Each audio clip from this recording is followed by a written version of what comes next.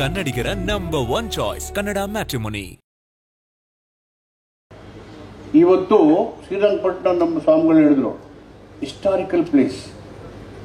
ನೀವು ಕನ್ನಂಬಾಡಿ ಒಳಗಡೆ ಹೋದ್ರೆ ಫಸ್ಟು ಅಡಿಗಲ್ಲು ಹಾಕಿರೋದೇ ಟಿಪ್ಪು ಸುಲ್ತಾನ್ ಅವರು ಕನ್ನಂಬಾಡಿ ಕಟ್ಟಕ್ಕೆ.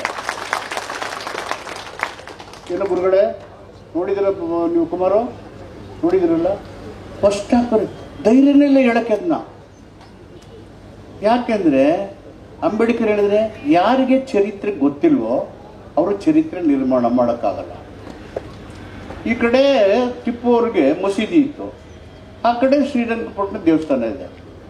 ಈ ಕಡೆ ಅಲ್ಲವೋ ಅಕ್ಬರ್ ಅಂತಾರೆ, ಈ ಕಡೆ ಗಂಟೆನೂ ಹೊಡಿತದೆ. ಎರಡೂ ಕೇಳ್ಕೊಂಡಿದ್ರಲ್ಲ ಅವರು, ಎರಡೂ ಸಮಚಿತ್ತದಲ್ಲಿ ಇದ್ರಲ್ಲ. ಅವ್ರು ಮಾಡಿದ್ದೇನು, ದೇವದಾಸಿ ಪದ್ಧತಿಯನ್ನು ರದ್ದು ಮಾಡಿದ್ರು. ದೇವದಾಸಿ ಪದ್ಧತಿಗೆ ದೂಕೋದು ಯಾರನ್ನ? ಯಾವ ಶೋಷಿತ ಸಮುದಾಯದ ಕನ್ನಡ ಮ್ಯಾಟ್ರಿಮೋನಿಯಲ್ಲಿ ಹೇರಾಳವಾದ ಚಾಯ್ಸ್ ಇದೆ. ಲಕ್ಷಾಂತರ ಜನರಿಗೆ ನಮ್ಮ ಕನ್ನಡ ಮ್ಯಾಟ್ರಿಮೋನಿ ಮೂಲಕ ಮದುವೆ ಆಗಿದೆ. ಇದಕ್ಕಿಂತ ಬೇರೇನ್ ಬೇಕು? ಕನ್ನಡಿಗರ ನಂಬರ್ 1 ಚಾಯ್ಸ್ ಕನ್ನಡ ಮ್ಯಾಟ್ರಿಮೋನಿ. ಮಹಿಳೆಯರು ಆರ್ಥಿಕ, ಶೈಕ್ಷಣಿಕ, ಔದ್ಯೋಗಿಕ ಅವಕಾಶಗಳಲ್ಲಿ ವಂಚಿತರಾಗಿದ್ದಾರೆ, ಬದುಕಿಗೆ ಒದ್ದಾಡ್ತಾ ಇದ್ದಾರೆ.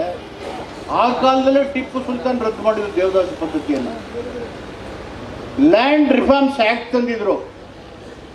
ಅವ್ರ ಕಾಲದಲ್ಲಿ ಇರೋರಿಗೆ ಒಂದೇ 1 ಇಂಚು ಭೂಮಿ ಕೊಟ್ಟಿರಲಿಲ್ಲ ಅವರು ಬಡವರು. ಏನು ಕಟ್ಟಿ ಓದ್ಕೊಂಡಿದ್ದೀನಿ ನೀನು, ಕಂಟಿನ್ಯೂ ನಿಧಾನ ಬಂದಿಲ್ಲಕ್ಕೆ. ಒಂದೇ 1 ಇಂಚು ಭೂಮಿನ ಉಳ್ಳವರು ಕೊಡ್ತಿರ್ಲಿಲ್ಲ ಅವರು. ಏನು ಪುಟ್ಟೇಗೌಡ್ರೆ, ನೀವು ವಕೀಲರೆಲ್ಲ ಓದಿದ್ರಿ ನನಗೆ ಚೆನ್ನಾಗಿ. ಆಮೇಲೆ ಇನ್ನೇನು ಮಾಡಿದ್ರು ಅವರು, ಇಡೀ ಭಾರತ ದೇಶಕ್ಕೆ ಸಿರಿಕಲ್ಚರ್ನ ತಂದವರೇ ಅವರು, ಟಿಪ್ಪು ಸುಲ್ತಾನ್. ರಣರಂಗದಲ್ಲಿ ಬ್ರಿಟಿಷರ ವಿರುದ್ಧ ಹೋರಾಟ ಮಾಡಿದ ದೊಡ್ಡ ಸ್ವತಂತ್ರ ಸೇನಾನಿ.